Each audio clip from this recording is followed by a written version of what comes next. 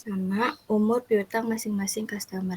Umur piutang masing-masing customer. Oke, nama ya, nama, kemudian saldonya, serta umur masing-masing piutang.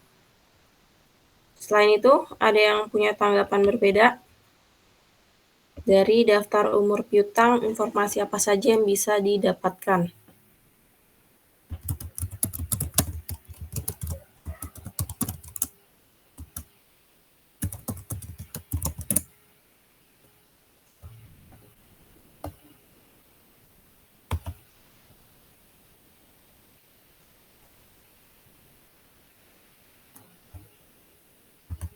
Kira-kira bisa mendapatkan informasi berbeda nggak?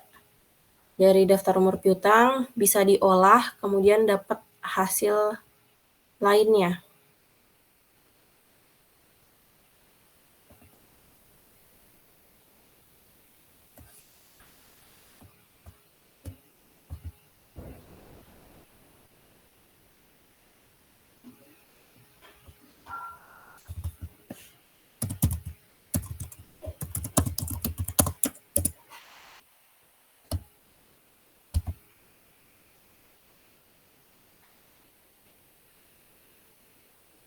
Bisa ya Bu, bisa dapat hasil yang berbeda ya Bu. Apa itu? Dari konfirmasi piutang ya Bu, kalau misalnya dia si klien yang nggak setuju, kalau pihak ketiganya si debitur yang nggak setuju sama apa tuh namanya, sama jumlah piutangnya gitu Bu, bisa ketemu hasil yang berbeda ya Bu, sama yang di daftar piutang usaha ya Bu. Bukan itu maksud saya. Jadi kan tadi daftar umur piutang, selain ada jumlah saldonya, ada juga umur ya dari masing-masing piutang. Nah, apa bisa nggak diolah nih jumlah saldo dan umurnya, diolah mendapat informasi lain? Misalnya nih, contohnya si umur piutang ini dianalisis, kemudian dapatlah persentase piutang tak tertagih, ya analisis. Ya bentuknya bisa rasio-rasio, bisa bentuknya analisis tren. Ya, tapi yang pasti itu merupakan bukan data mentah ya, tapi data hasil olahan dari informasi yang sudah tersedia di dalam daftar umur piutang. Oke, selanjutnya nomor 2. Saya Bu. Saya Bu. Citra Bu. Bentar. Amani, sorry, yang raise hand ya, paling atas Syakila, silakan. Ya Bu. Sebutkan prosedur audit apa saja yang dilakukan auditor terhadap daftar umur piutang. Yang pertama itu memeriksa kebenaran penjumlahan. Tujuannya itu untuk memastikan bahwa klien telah secara akurat melakukan penjumlahan saldo di daftar umur piutang. Nah, itu dilakukannya dengan dua cara, yaitu footing, penjumlahan ke bawah, dan cross footing, penjumlahan ke samping. Terus yang kedua itu menelusuri jumlah saldo piutang ke working trial balance. Nah, itu untuk memastikan angka saldo di daftar umur piutang telah sesuai dengan angka di buku besar piutang usaha. Lalu yang ketiga, menelusuri jumlah saldo piutang individual ke kartu piutang atau akun master file. Itu untuk memastikan angka saldo piutang individual per debitur di daftar umur piutang telah sesuai dengan angka saldo individual per debitur di kartu piutang atau akun master file piutang. Lalu yang terakhir, melakukan pengujian terhadap umur piutang. Tujuannya itu untuk memastikan klien telah menggolongkan umur piutang sesuai dengan umur yang sebenarnya. Lalu untuk menentukan piutang-piutang yang berpotensi tidak dapat tertagih sehingga nantinya diperlukan penghapusan piutang. Oke, itu kan tadi Syakila bacain textbook banget ya. Coba bisa dijelasin nggak? Pertama, tadi ada 4 step ya. Periksa kebenaran penjumlahan. Itu ngapain step-stepnya?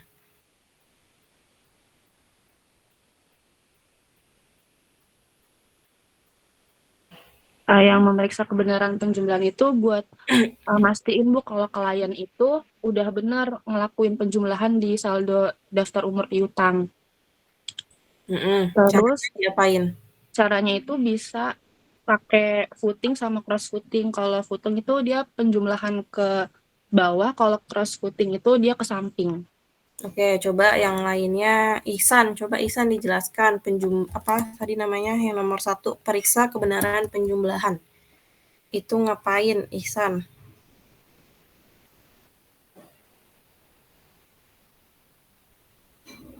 Iya Bu, ada suaranya Bu. Terdengar. Oh yang tadi, yang Sakila itu Bu yang nomor 1 ya, mengenai prosedur. Itu tadi sih Bu, melakukan penjumlahan saldonya Bu. Penjumlahan saldo. Ya di daftar umur piutangnya. Oke. Oke, jadi gitu ya ekspektasi saya, bukan cuman dibaca tapi juga paham apa maksudnya nih periksa kebenaran penjumlahan. Kemudian diapain, tahu gitu ya langkah-langkahnya diapain. Misalnya dijumlahin, saldonya dijumlahin secara manual ke bawah. Tujuannya untuk memastikan penjumlahannya itu sudah, benar gitu ya, sudah akurat. Oke, yang kedua, telusur jumlah saldo ke working trial balance. Ini bedanya apa sama yang nomor 3, Syakila?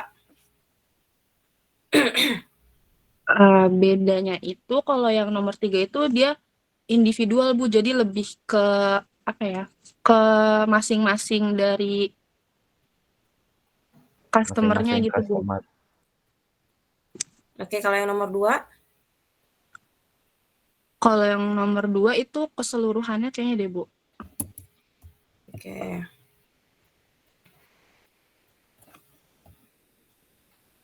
Kemudian yang nomor 4, lakukan pengujian terhadap umur piutang. Ini gimana cara pengujiannya?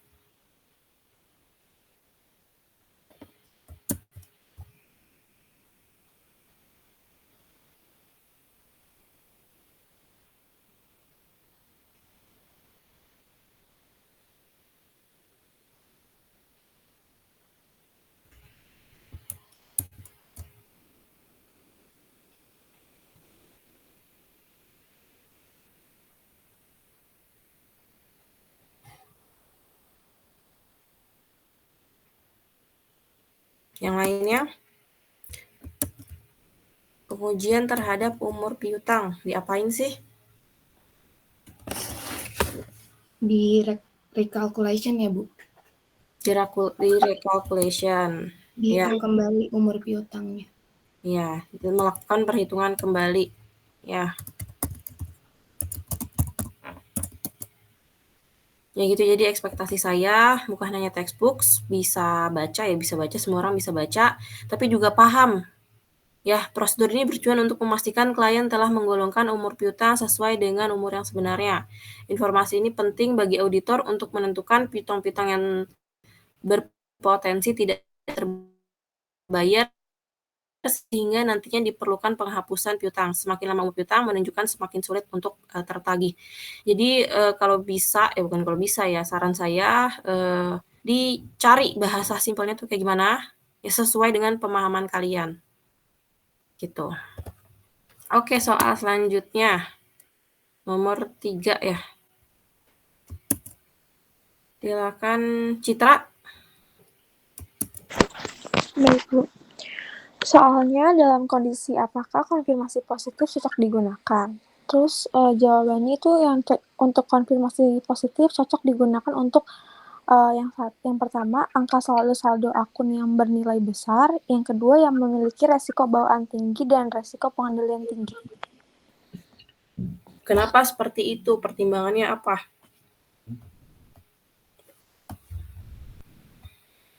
Kenapa konfirmasi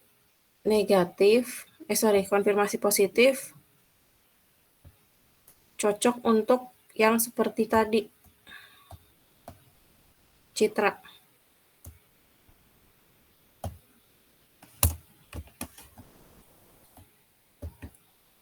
Yang lainnya ada yang bisa memberikan tanggapan? Kenapa konfirmasi positif cocoknya untuk customer yang bersaldo besar dan klien yang sudah mempunyai SPI yang baik? Kenapa seperti itu?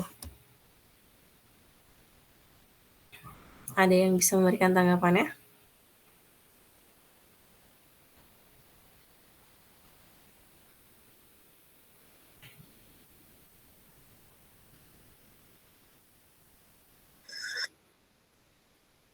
Silakan Trian.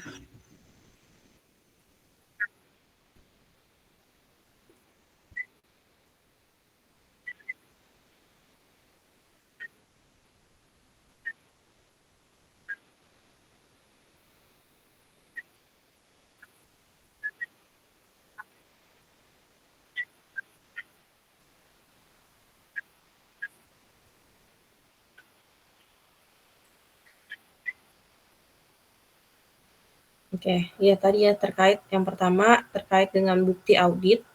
Jadi tadi karena dia saldonya besar, artinya dia material, maka auditor harus mendapatkan bukti. Harus ada nih buktinya. Kan konfirmasi positif itu kan harus dibalas ya. Maka berarti kan auditor dapat bukti. Kemudian yang kedua, tadi yang terkait dengan resiko. Konfirmasi positif itu bisa dibilang resikonya secara kalau dipakai resikonya rendah. Kenapa rendah? Karena ada balasan. Ya beda sama konfirmasi negatif, dia nggak ada balasan. Maka tingkat kesalahannya lebih tinggi gitu ya. Karena nggak ada balasan. Makanya si konfirmasi positif karena dia lebih bagus, dia dipakai untuk yang tadi ya SPI-nya masih cenderung lemah. Oke, terima kasih Trian.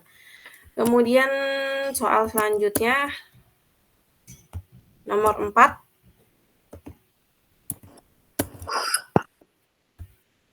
Syifa Mulia, silakan. Ya Bu, jadi yang nomor 4, dalam kondisi apakah konfirmasi negatif cocok digunakan, itu kebalikannya dari yang konfirmasi positif tadi. Yang pertama itu cocok untuk debitur yang memiliki saldo kecil, dan juga resiko bawaannya juga rendah, dan resiko pengendaliannya juga rendah, dan pengendalian internal klien itu efektif, dan audit. Udah, gitu aja Bu. Oke, kemudian pertanyaannya sama, kenapa seperti itu? Saya yang tadi udah dijelasin sama Ibu, kalau konfirmasi negatif itu dia tidak harus dibalas. Jadi kalau misalnya ada perbedaan aja yang harus dibalas. Makanya dia cocoknya untuk debitur yang memiliki saldo kecil. Jadi kalau misalnya ada perbedaan baru boleh dibalas. Kalau ada perbedaan nggak apa-apa nggak dibalas. Dan juga memiliki resiko bawaan yang rendah. Oke, yang lainnya ada yang bisa mau memberikan tanggapan?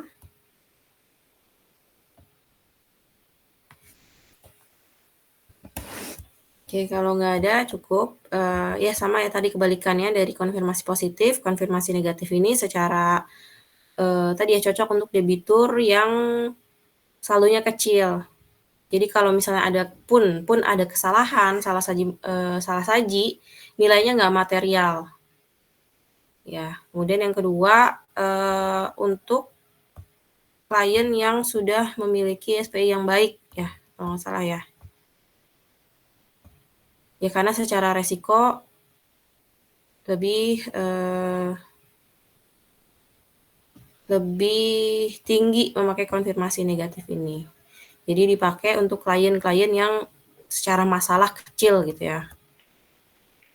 Oke, selanjutnya soal nomor 5. Jelaskan perbedaan antara konfirmasi positif dan konfirmasi negatif. Silakan Dea.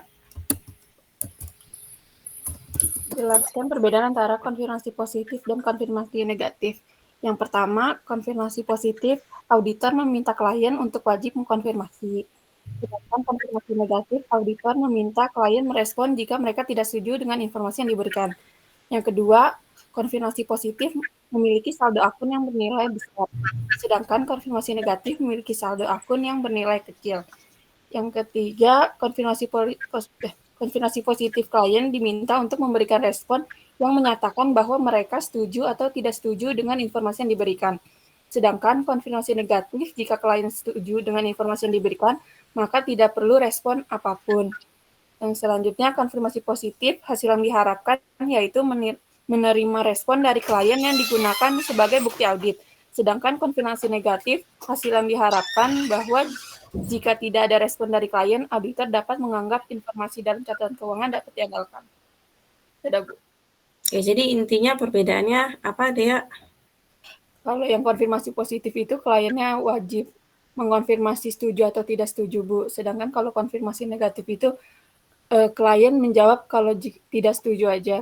Terus yang kedua itu saldo konfirmasi positif besar, sedangkan saldo konfirmasi negatif kecil.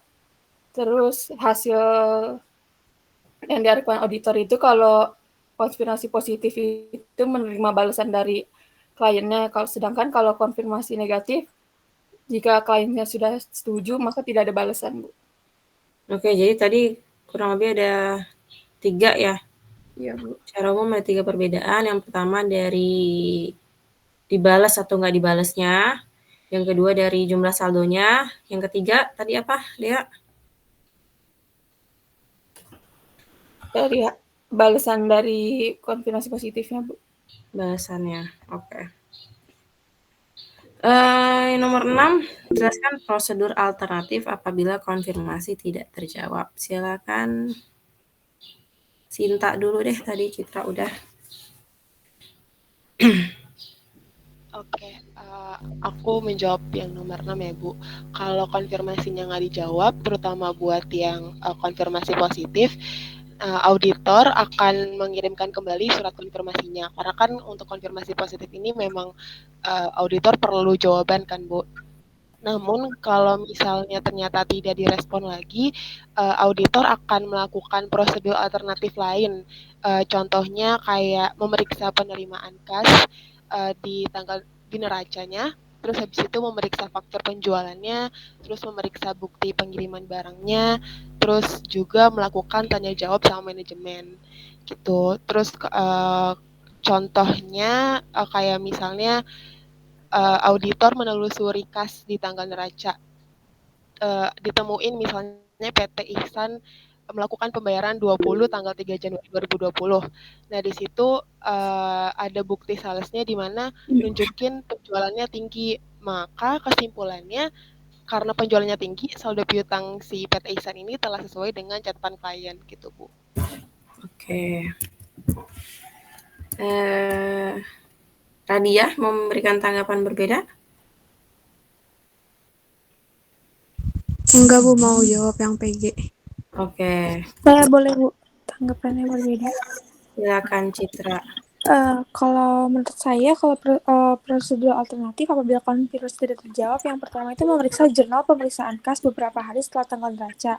Jadi diperiksa dari tanggal 1 sampai dengan 30 Januari, ada atau tidak kas masuk atas pembayaran utang.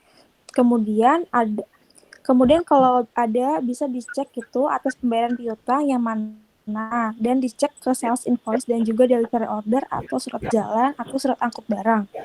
Terus dan pastikan pengakuan pendapatnya sudah sesuai dengan periodenya. Habis itu melakukan tanya jawab kepada manajemen. Oke. Jadi coba saya mau tanya ke Sinta dan Citra. Tadi kan udah menyebutkan ya prosedur alternatifnya.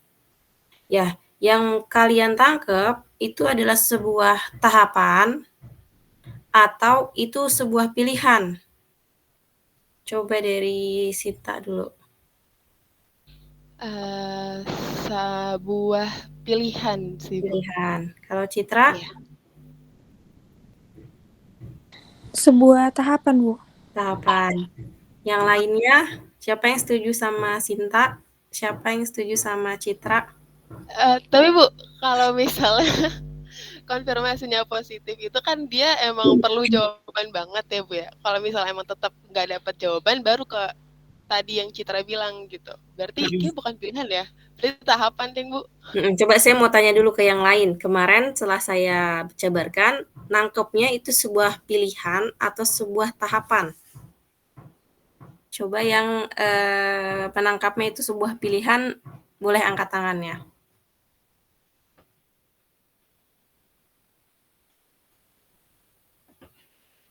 Yang menganggapnya itu sebuah tahapan, silakan angkat tangannya. Oke, karena kemarin di kelas sebelah sama kayak Sinta gitu ya, ngertinya itu adalah sebuah pilihan, jadi boleh pilih yang mana. Ya, jadi saya mau meluruskan ya, mungkin masih ada yang kayak Sinta gitu ya, untuk Sinta juga. Jadi ini prosedur alternatif, ini adalah sebuah tahapan. Ya, jadi dicek penerimaan kas atau rekening korannya beberapa hari setelah tanggal neraca. Setelah itu dicek atas pembayaran tersebut, untuk invoice yang mana sih? Dicek ya, jumlahnya harus sama dengan kas masuknya. Kemudian dicek lagi ke bukti-bukti lainnya ya, ada DO, kemudian bisa ke sales order ya, customer order. Ya pokoknya dicek ke dokumen-dokumennya. Pokoknya inti yang nomor 2 dan nomor 3 ini adalah cek ke dokumen-dokumennya. Kemudian nih ya, udah saya ringkas di sini ada kas masuk atau enggak setelah tanggal neraca. Kemudian dicek untuk pembayaran invoice yang mana dan dokumen terkait ya. DO. Kemudian sebenarnya di DO ini untuk memastikan tanggalnya ya, tanggal diterimanya untuk nanti pengakuan pendapatannya. Nah, kemudian kalau misalnya memang tanggalnya sudah sesuai, pastikan atas piutang tersebut sudah tercatat sebagai piutang periode sebelumnya. Jadi intinya ada di sini. Kita memastikan piutang yang dibayarkan di bulan Januari itu sudah diakui juga sebagai piutang di periode tahun sebelumnya. Kayak gitu. Jadi ini adalah sebuah tahapan ya, dimulai dari ngecek kas masuk sampai memastikan piutang tersebut sudah diakui ya untuk periode yang sebenarnya. Kayak gitu ya. Oke. Oke, iya. Kemudian lanjut soal PG. Silakan tadi siapa yang sudah mengantri? Radiah. PG kita bahas satu-satu aja ya. Jadi saya nomor 1 aja, Bu. Ya, nomor 1 dulu. Pengiriman konfirmasi piutang bertujuan untuk yang B, Bu, memastikan bahwa catatan piutang menurut klien akan sama dengan catatan hutang menurut debitur. Oke, kenapa jawabannya B? Konfirmasi. Kalau asersi, nama asersinya apa? Pengiriman konfirmasi piutang bertujuan untuk. Kalau yang A, memastikan bahwa catatan piutang menurut klien akan sama dengan catatan menurut auditor. Kenapa bukan yang A?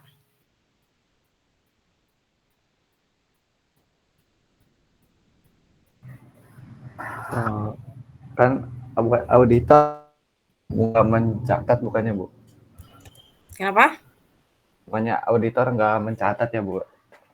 Iya, auditor nggak mencatat. Oke. Kemudian yang B, yang C, memastikan bahwa catatan piutang menurut auditor, ya menurut auditor semua ya ini ya, kegampangan nih soalnya. Oke, yang nomor 1 ini, konfirmasi. Kalau konfirmasi itu mau ngecek apa sih? Kenapa harus dikirim surat konfirmasi? Biar auditornya,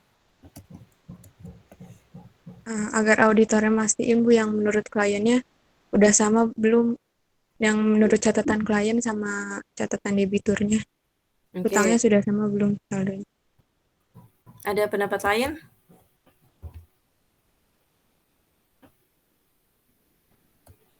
Apakah intinya adalah untuk menyamakan piutang?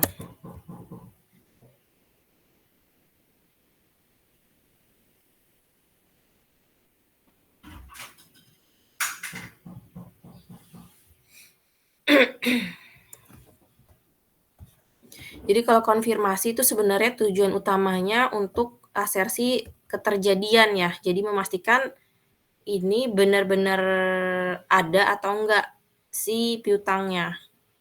Nah, kemudian yang kedua baru untuk asersi akurasi ya. Memastikan catatannya menurut klien sama dengan catatan hutang menurut debitur. Jadi yang pertama dipastikan dulu ada, kemudian yang kedua baru kita lihat ke angkanya. Oke, tapi ini jawabannya yang paling benar ya. Yang benar cuman B. Jadi kan yang lainnya terkait auditor ya. Jadi sangat jelas ya di sini jawabannya B. Kemudian nomor 2, silakan. Siapa mau nomor 2? Syifa. Ya, Bu. Ya, Bu. Dulu, yang belum dulu ya. Hairunisa. Ya, Bu, nomor 2, apabila saldo piutang debitur berjumlah kecil, maka konfirmasi yang cocok dilakukan adalah yang A, Bu, konfirmasi negatif. Oke, tadi ya, kalau saldo piutang debiturnya berjumlah kecil, ya berjumlah kecil itu artinya resikonya kecil. Ya, resikonya kecil berarti dia kalaupun tidak dibalas, nggak material. Ya, maka jawabannya yang A. Oke, nomor 3, silakan. Nomor 3, raise hand.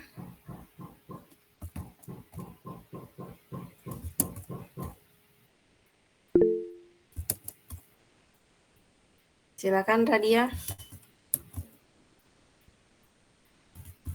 Sebentar, Bu.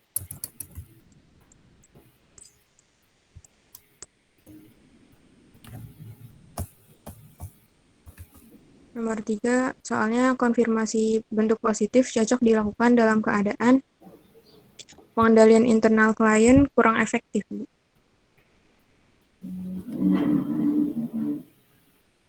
Yang B ya? Iya, Bu. Oke, sebentar. Saya sambil share screen ya.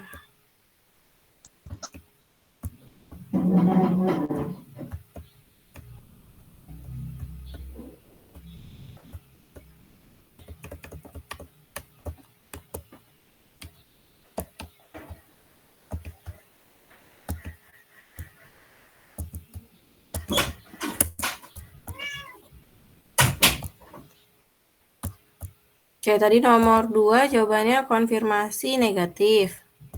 Nomor 3 jawabannya?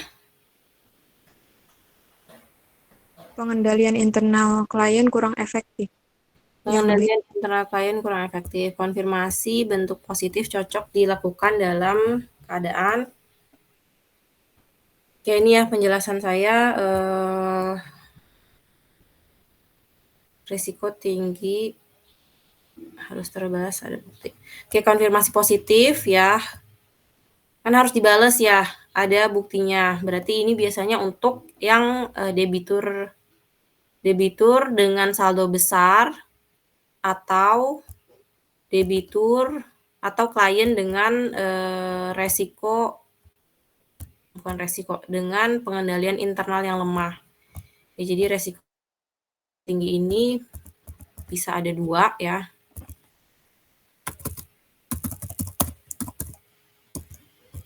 Untuk saldo besar atau klien dengan SPI lemah.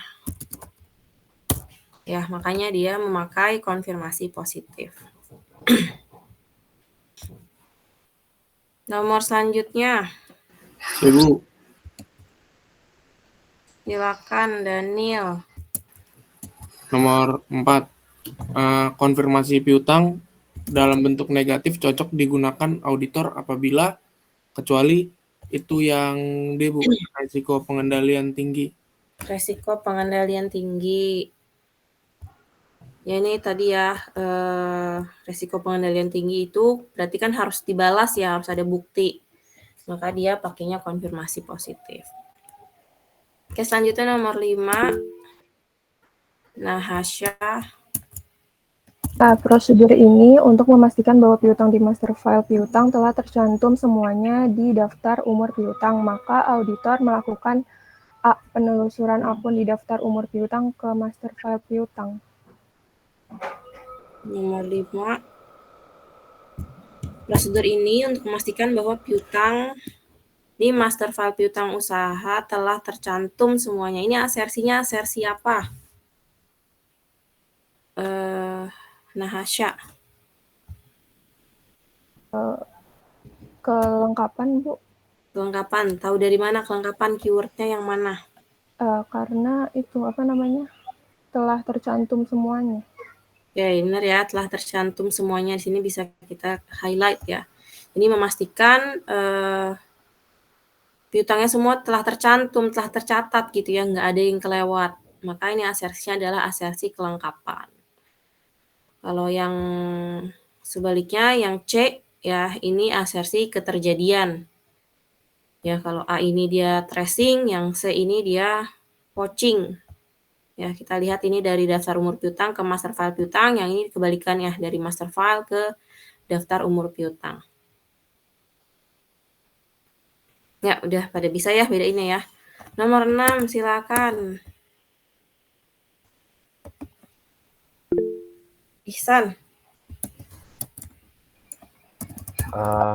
Ada suaranya nggak, Bu? Ada. Auditor melakukan pemeriksaan piutang dijaminkan bertujuan untuk memastikan piutang usaha semuanya telah terjadi, Bu, yang C. Kenapa yang C? Kenapa yang C itu mungkin ini sih, Bu, terkait asersi yang keterjadian, Bu. Dari soalnya di mana highlight-nya yang nanyain asersi keterjadian? Yang itu, Bu, yang piutang dijaminkan. Piutang dijaminkan. Piutang yang dijaminkan tuh apa sih, Ihsan? Apa ya?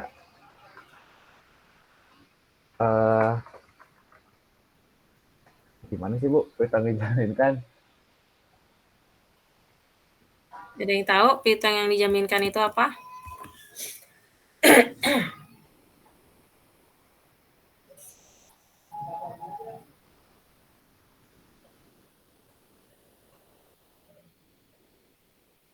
Piutang yang dijaminkan? Piutang yang dapat dipindah tangankan nggak sih, Bu? Piutang yang dapat dipindah tangankan. Berarti jawaban yang tepat apa, Ihsan? Masih yang C? Kalau piutangnya bisa dipindah tangankan, berarti auditor harus pastiin apa?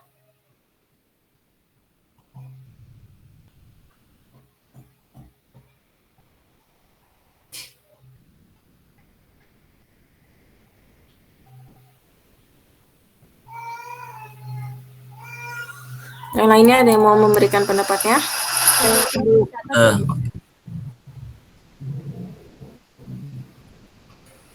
Lu duluan lah.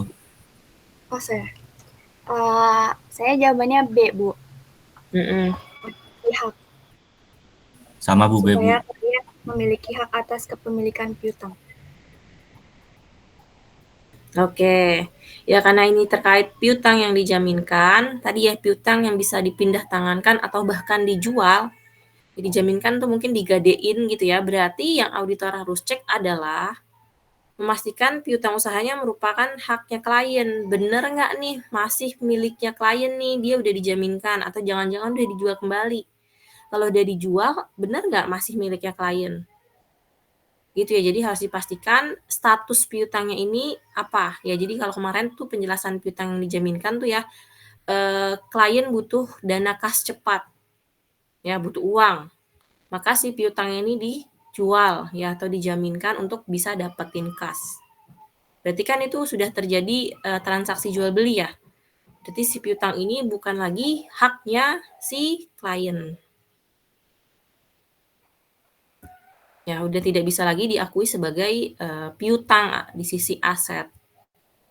Karena bukan lagi miliknya. Nomor 7. Silakan. Laura.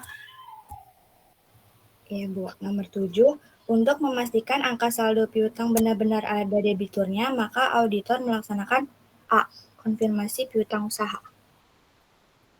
Konfirmasi piutang usaha. Oke, ini tadi kebalikan dari nomor 1 ya. Untuk memastikan bahwa angka saldo piutang merupakan piutang yang benar-benar ada ya, di sini ya benar-benar ada. Maka ini adalah asersinya keterjadian ya. Dilakukan dengan konfirmasi.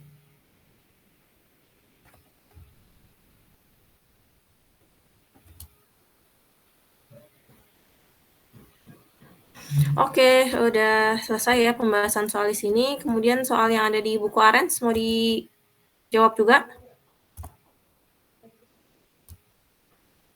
Udah disiapin? Oke, kalau udah ada yang menyiapkan, boleh silakan dipresentasikan. Saya ambil bukunya dulu.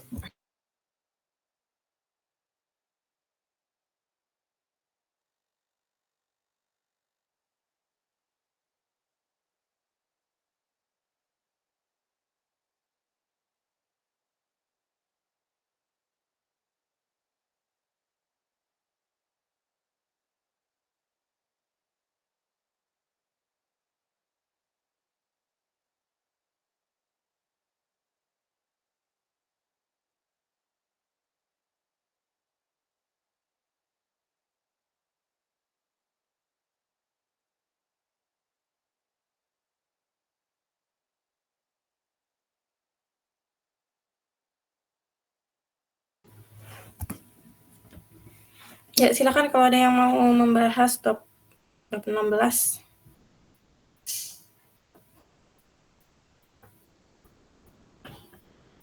Ada?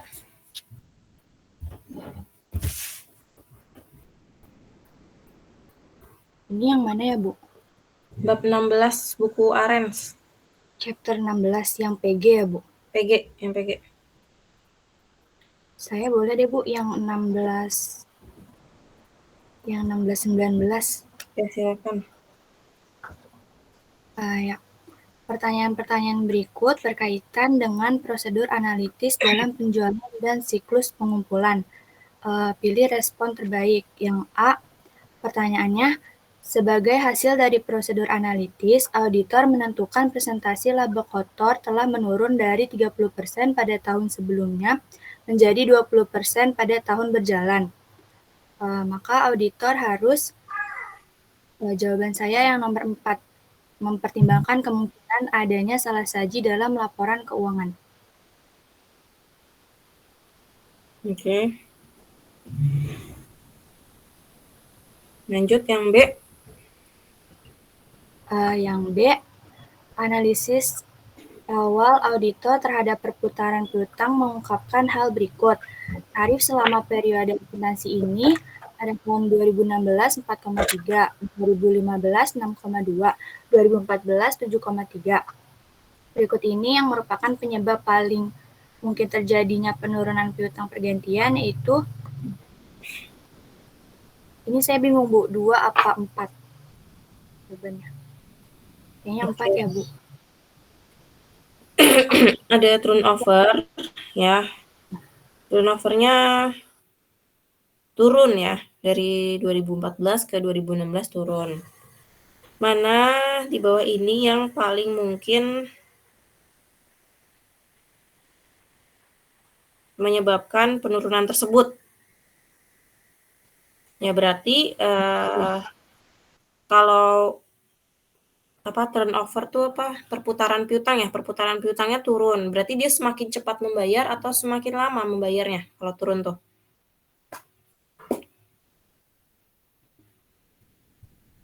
Semakin cepat, Bu. Semakin cepat. Berarti kalau semakin cepat, ya tadinya 7 hari ya. Mungkin tadinya 7 hari ya. Jadi 4 hari gitu ya. Coba kita anggap aja seperti itu. Berarti penyebabnya biasanya apa nih? Yang A, increase in the cash discount offer, karena ada penambahan diskon ya. Yang kedua ini apa nih bahasa Indonesianya, Laura? Liberalization of credit policy. Liberalisasi kebijakan kredit. Apa ya liberalisasi?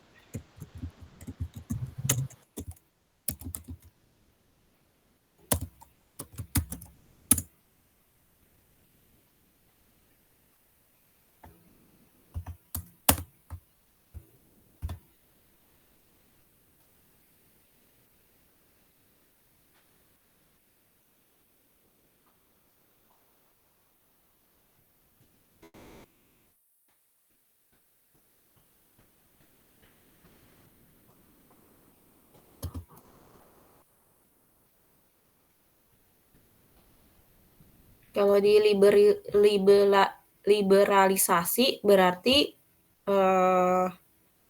bunganya semakin tinggi apa semakin rendah?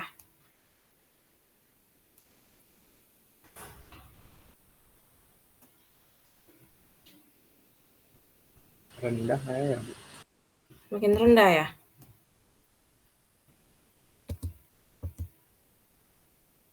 Dibebaskan dari kebijakan kredit kan mungkin lebih rendah. Dibebaskan dari kebijakan kredit, malah dimudahkan gitu ya? Iya.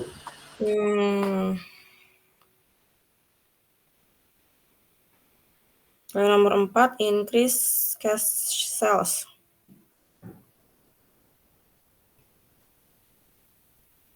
Ya, kalau di kunci jawabannya 2. Karena ada liberalisasi kebijakan kredit. Nah, cuman yang 1 ini karena ada tambahan diskon ya. Increase in the cash discount offer. Ya, kalau diskonnya juga semakin banyak, kalau misalnya dibayar lebih cepat kan biasanya meningkatkan ya, memotivasi untuk dibayar lebih cepat.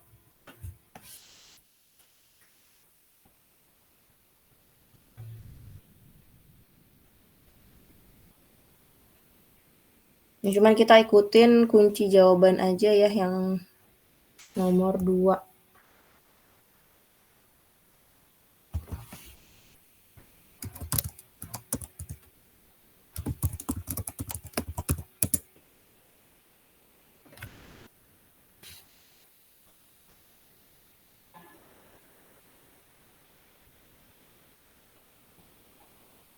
Oke, perputaran piutang merupakan rasio yang digunakan untuk mengukur berapa lama penagihan piutang selama 1 periode. Atau berapa kali dana yang ditanam dalam piutang ini berputar. Jadi kalau saya lihat ini kayaknya malah kebalikannya ya, bukan lebih cepat tapi lebih lama. Karena ini 4,3. Kira-kira ini menggambarkan lebih cepat atau lebih lama ya dari 7,3 ke 4,3? Ada yang masih ingat nggak ALK?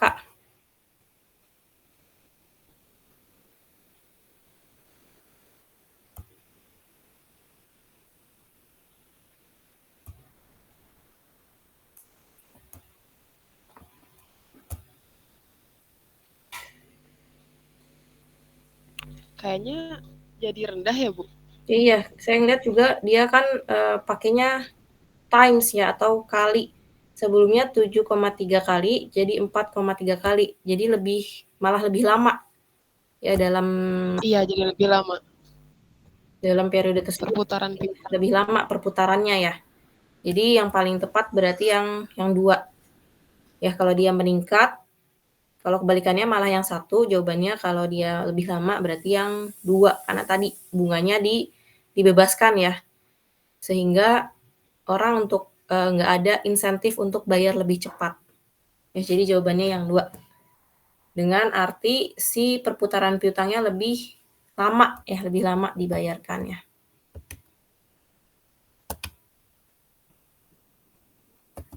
Oke, soal selanjutnya.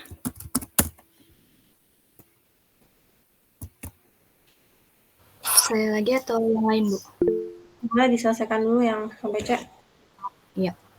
Yang C, setelah CPA menentukan bahwa piutang mengalami peningkatan karena lambatnya penagihan dalam lingkungan yang ketat uang, CPA kemungkinan besar akan melakukan hal tersebut. Yang pertama, menambah saldo pengisian piutang tak tertagih. 2, meninjau konsekuensi kelangsungan usaha. 3, meninjau kebijakan kredit dan penagihan. 4, memperluas uji kolektibilitas. Yang keempat, Bu, memperluas uji kolektibilitas supaya ketertagihan itu atau ketertagihan supaya piutang tidak meningkat. Oke, jadi 16-19 jawabannya 4, 2, dan 4 ya. Oke, lanjut 16-20. Silakan Delfrizi. Baik. manakah dari prosedur dari prosedur berikut yang kemungkinan besar akan dilakukan auditor untuk konfirmasi piutang usaha akhir tahun ketika auditor tidak menerima balasan atas permintaan kedua? Saya yang A, Bu, menelaah jurnal penerimaan kas sebelum akhir tahun. Oke, yang B. Saya lagi atau yang lain? Ya, langsung 3 soal. B, bentuk negatif permintaan konfirmasi piutang berguna kecuali jika yang C, auditor mempunyai alasan untuk meyakini bahwa orang yang menerima permintaan tersebut kemungkinan besar akan mempertimbangkan permintaan tersebut, Bu. Yang mana sebenarnya yang nomor 3? Iya.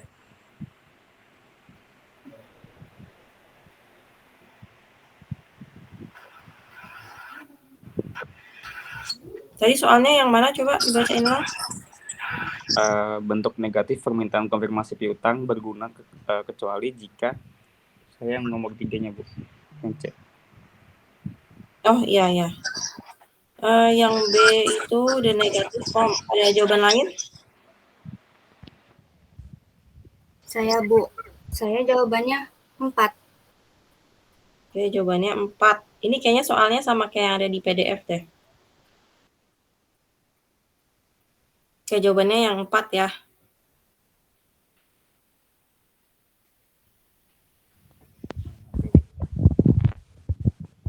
Cek, silakan. Pengembalian konfirmasi positif atas piutang tanpa pengecualian membuktikan kepada yang A, Bu, kolektibilitas saldo piutang. Ada jawaban lain?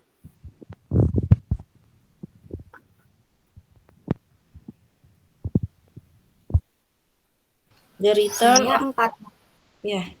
Jawabannya yang 4 ya. The return of a positive confirmation of account receivable with an exception attached to.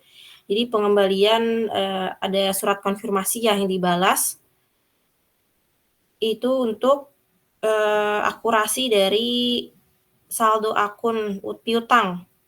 Ya, jadi kalau si auditor sebenarnya nggak ngetes kolektabilitas ya. Jadi jawabannya yang 4. Oke, soal selanjutnya 1621.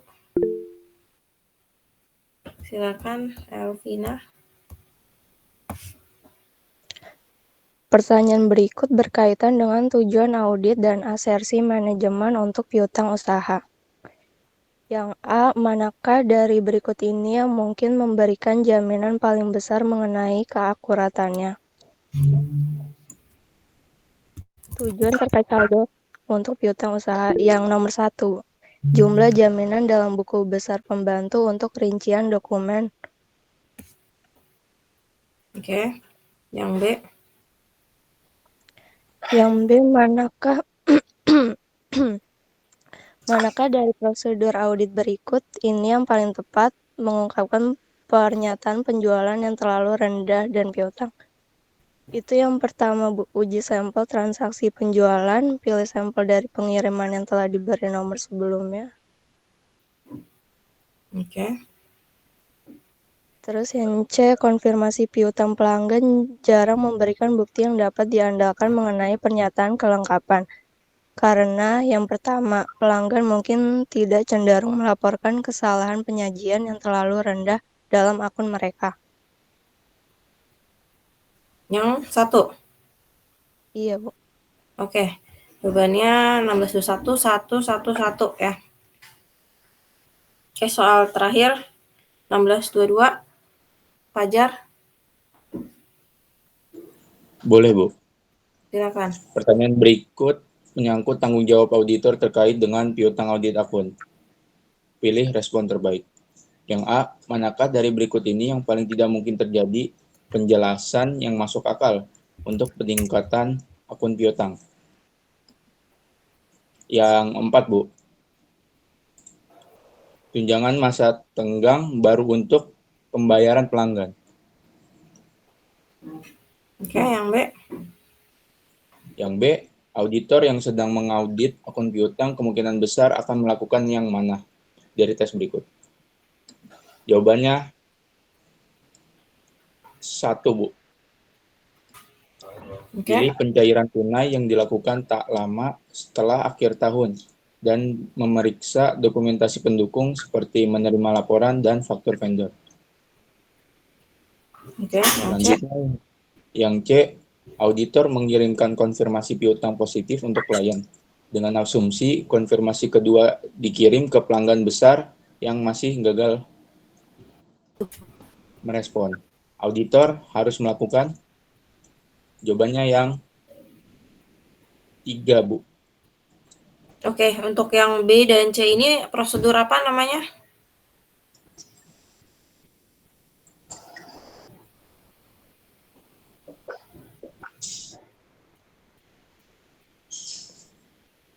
Namanya pengujian apa?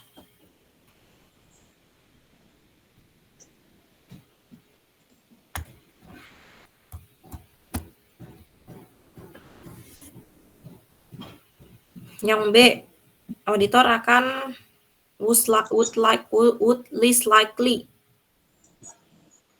Berarti prosedur paling akhir yang dilakukan kalau misalnya tetap nggak ada buktinya masih kurang. Select cash disbursement made shortly after year end and examine the supporting documents such as receiving reports and vendor invoice. Prosedur alternatif ya ini ya. Kemudian yang C juga kalau misalnya belum ada juga balasan, maka auditor tetap harus mengirim surat konfirmasi yang ketiga ya, ketiga kalinya, dan jika masih belum ada respon, perform alternatif prosedur. Jadi kalau secara prakteknya di Indonesia karena keterbatasan waktu ya, biasanya kalau pertama dikirim udah nggak ada balasan, udah langsung melakukan prosedur alternatif. Karena tadi ya keterbatasan waktu. Oke, itu tadi soal PG ya yang ada di buku Arens. Kemudian materi berikutnya kalau sesuai RPS ada materi audit siklus pembelian dan pembayaran. Ya. Bisa.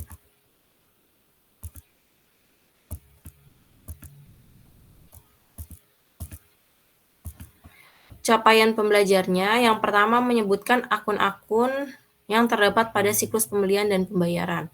Jadi untuk capaian pembelajaran yang untuk siklus-siklus ke depan juga sama ya. Ini kayak yang kemarin, pertama kita identifikasi dulu akun-akun yang muncul apa aja pada siklus tersebut. Yang kedua, menyebutkan fungsi bisnis, ya ini bagian terkait apa aja ya. Kemarin ada manajer kredit, kemudian ada bagian penjualan, ada bagian gudang. Ya, ini disebutkan fungsi bisnisnya yang terlibat. Yang ketiga, menyebutkan dan menjelaskan dokumen. Ya, dari mulai akun-akun, kemudian bagian, kemudian dokumen, kemudian yang 4 ini catatan yang muncul. Baru kelima dan keenam ini pengujiannya ya, dimulai dari pengujian pengendalian, pengujian substantif, dan pengujian rincian saldo. Akan terus begini ya proses dari si audit siklus pembelian dan pembayaran. Ya, saya rasa untuk nomor 1 sampai nomor 4 ini sebenarnya udah ada ya di materi sistem informasi akuntansi. Ya, jadi familiar. Nanti mungkin saya akan lebih menekankan ke pengujian-pengujiannya. Ya, kemudian coba kita lihat di bab selanjutnya, siklus pembelian tertentu, aset tetap ya. Sama, sebutkan akun-akunnya, kemudian ini pengujiannya, prosedur audit untuk penambahan aset tetap, prosedur audit untuk penghentian aset tetap, kemudian prosedur audit untuk penambahan depresiasi dan beban depresiasi. Ya, untuk aset tetap ini karena dia bukan siklus, tapi dia adalah sebuah akun, maka lebih ringkas gitu ya, lebih ke pengujian dan prosedur. Ya, kemudian kita ke siklus terakhir sebelum UTS ya, siklus penggajian dan personalia. Sama, dimulai dari menjelaskan fungsi bisnis, kemudian dokumen-dokumen, serta catatan yang terlibat. Kemudian untuk siklus SDM ini muncul rumus rasio ya, sama kayak nanti di aset tetap juga ada banyak prosedur analitis. Yang keempat, pengendalian kunci, dan yang kelima, 6, 7 ini prosedurnya ya, atau pengujiannya dari pengujian pengendalian, substantif atas transaksi, dan pengujian rincian saldo. Ya, sama bahasannya, hanya nanti karakteristik dari masing-masing siklus agak berbeda sedikit gitu ya. Nah, maka dari itu, oke sebelumnya jadi sebenarnya kalau bab di sini bab 2 dan bab 3-nya ini sudah paham, sudah oke, maka akan lebih mudah ya melanjutkan ke siklus-siklus selanjutnya. Sebelumnya coba saya ada sedikit survei ya, tolong diisi. Oke, saya share dulu.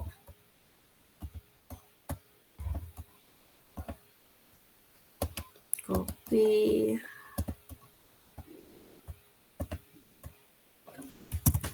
Silakan diisi surveinya ya. Berapa? 5 menit?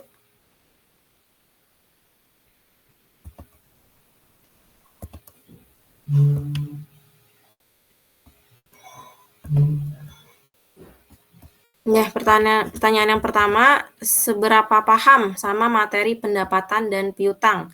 Dari skala 1 sampai 10 disebutkan, kalau ngerti banget 10, kalau ngerti tapi belum terlalu bisa langsung jawab, bisa di range 8 atau 9, kalau di tengah-tengah 5, kalau belum ngerti di bawah 5. Kemudian ada pertanyaan masih bingung, ya tadi yang untuk di bawah 5 silakan dijawab iya. Tapi kalau misalnya bingung apa enggak, jawabnya mungkin. Gitu ya. Kemudian silakan diceritain deh di sini apa yang menjadi kendala. Oke, silakan diisi.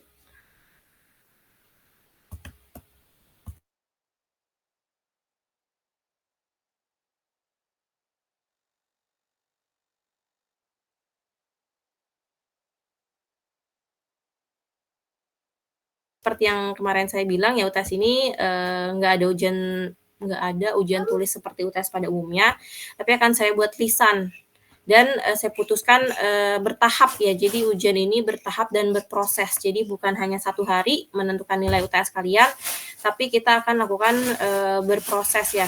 Yang pertama akan saya buat ada nilai presentasi. Ya, jadi tadi ada 3 bab sisa ya sebelum UTS, silahkan nanti dibuat kelompok, dipresentasikan. Yang kedua nanti ada ujian lisan di hari sebelum UTS, dan di hari UTS ada ujian pilihan ganda. Ya, jadi banyak ya ujiannya ya.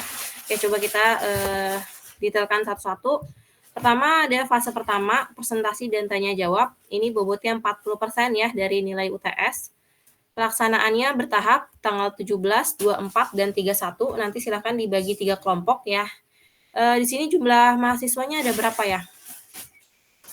28, 29, 30? 30, Bu. Oh.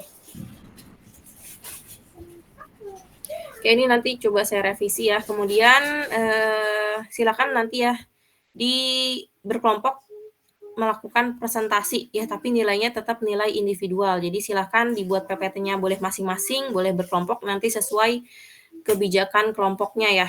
Atau ya nanti silakan diomongin lah ya. Kemudian individual yang membuat presentasi, silakan membuat 1 soal esai. Dikumpulkan ke Google Form ini 1 hari sebelum presentasi. Ya, berarti kan kalian kelasnya hari Rabu, dikumpulkannya di hari Selasa. Nih, berarti di tanggal ini tanggalnya juga tanggal anak Selasa. Berarti 18, 25, dan tanggal 1 ya. 18, 25, 1. Ya, jadi ini silakan 1 orang ya yang presentasi nih dari 10 orang ini, berarti saya ekspektasi ada 10 pertanyaan di hari Selasa. Kemudian pembagiannya bagaimana? Pembagiannya seperti ini. Siklus pembelian dan pembayaran 10 orang. Siklus aset tetap 7 orang. Ya, masih kurang 1 orang lagi ya.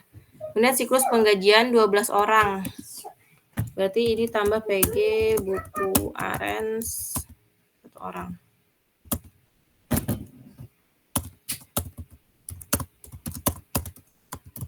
Ya, jadi pembagiannya seperti ini. Ya, pertama kita buka dulu yang ini. Ya, jadi contohnya ini ya. Bab 4 siklus audit pembelian dan pembayaran. Capaian pembelajarannya ada 6. Silakan nanti dibagi untuk 6 orang. Ya, namun nanti silakan dilihat ya, misalnya ini akun-akun yang terdapat pada siklus pembelian dan pembayaran. Itu kalau nggak salah cuma dikit. Nanti silakan ditambahin materinya ya. Sama yang agak panjang nih, misalnya menyebutkan catatan. Ya, silakan nanti dibagilah, pokoknya ini capaian pembelajaran untuk 6 orang. Kemudian sisa 4 orangnya adalah bahas soal yang ada di paling bawah ini. Ya, 2 orang soal esai, kemudian 1 orang soal PG ya. Ini misalnya kemarin di kelas sebelah ada Agustina, misalnya ngerjain nomor 1 dan 2, dan Aldi nomor 3 dan 4. Kemudian Arina nomor 1 sampai 10. Kemudian ada 1 orang lagi 11 sampai 20. Gitu. Nah, ini juga nanti dicek materinya dibagi sama rata aja ya. Kemudian untuk 10 orang ini, walaupun tadi misalnya cuma dapat kebagian pengujian rinci saldo akun utang, tapi ekspektasi saya adalah bisa paham seluruh bab yang ada di sini. Berarti 20 halaman ini dipahami oleh 10 orang ini. Jadi bukan cuma bagiannya saja, tapi semuanya. Ya, nanti di akhir ada sesi tanya jawab. Ya, tanya jawabnya bebas. Saya akan bertanya, kalian bertanya, atau dari audiensnya juga bisa bertanya. Oke, gitu pembagiannya. Begitu juga untuk audit siklus aset tetap dan penggajian ya. Aset tetap 7 orang, penggajian 13 orang nih berarti ya. Ya, pembagiannya gini. Capaian pembelajaran ada 5 poin kan tadi ya, untuk 5 orang.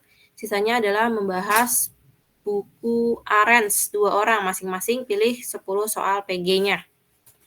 Ya, kemudian untuk yang bahas soal, lagi-lagi ekspektasi saya adalah bukan cuman membaca, ya, tapi juga dijelaskan kenapa jawabannya seperti itu. Ya, jadi presentasi ya, semuanya kedapatan presentasi. Presentasinya, penilaiannya yang pertama isi PPT-nya, yang kedua cara penyampaiannya. Isi PPT-nya seperti isi PPT pada umumnya tidak banyak tulisan, ringkas, dan banyakin di penjelasan atau ya poin-poin anaknya gitu ya, penjelasannya. Kemudian cara penyampaiannya ini terkait public speaking dan pemahaman ya. Dibahasakan kembali tadi ya. Yang ada di modul silakan dibahasakan kembali. Kemudian nanti ada juga nilai untuk yang berpartisipasi ya, bertanya ataupun menjawab, diskusi di dalam kelas. Kemudian presentasi satu kelompok maksimal 1,5 jam, tanya jawab 30 menit ya. Jadi insya Allah presentasinya berapa? 2 jam ya, sekitar 2 jam. Kemudian itu terkait presentasi ya. Kemudian nanti ada fase kedua, bobotnya 50% berupa ujian lisan, tanya jawab ya. Kemudian materinya apa? Materinya 2 bab lain selain yang dipresentasikan. Misalnya tadi siapa? Laura dapat siklus pembelian dan pembayaran. Berarti nanti yang diujikan, misalnya saya pilih adalah siklus penjualan dan aset tetap. Ya, maka silakan pelajari 2 materi tersebut untuk ujian lisannya. Ya, sini ya ujian lisan. Kemudian kapan dilaksanakan? Tanggal 8 ya, berarti tanggal 8 November di hari Rabu. Ya, ini seminggu persis sebelum UTS. Ya, ada minggu tenang nggak ya kalau UTS ya? Nggak ada, Bu. Kalau UTS nggak ada. Nggak ada, Bu. UTS nggak ada. Oke, berarti aman ya, bisa kita laksanakan di tanggal 8 November. Kemudian teknisnya bagaimana? 1 orang 3 pertanyaan. Ya, kalau tidak bisa menjawab, maka akan di-expand, ada 2 pertanyaan cadangan. Ya, waktunya 7 menit.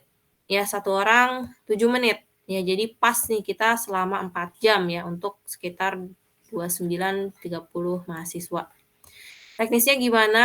Kelompok, ya jadi tadi ya, kelompok, saya akan kelompokkan, jadi majunya bukan one on one atau bukan di depan semua teman-teman kelasnya, tapi saya akan kelompokkan 3-4 orang, saya akan tanyakan tadi ya, misalnya ke orang pertama, pertanyaan pertama, kemudian ke orang kedua, ke orang ketiga.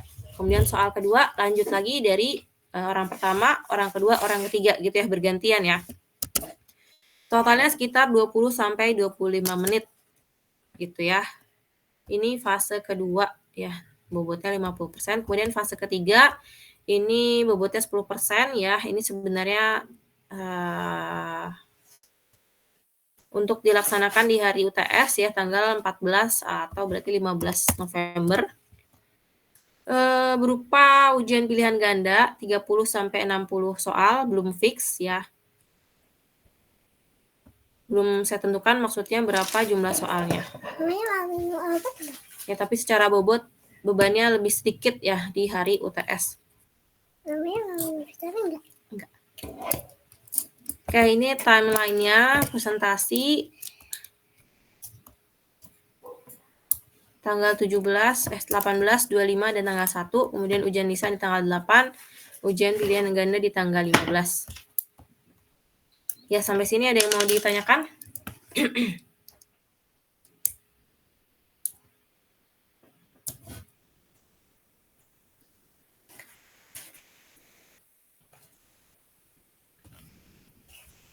Sudah cukup jelas atau ada yang mau ditanyakan?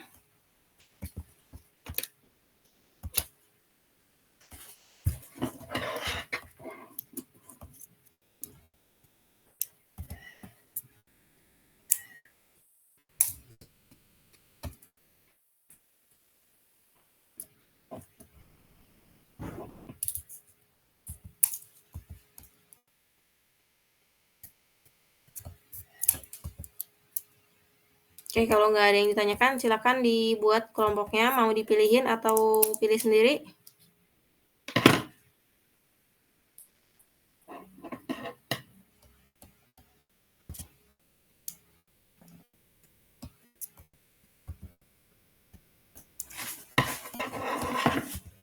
Dipilihin?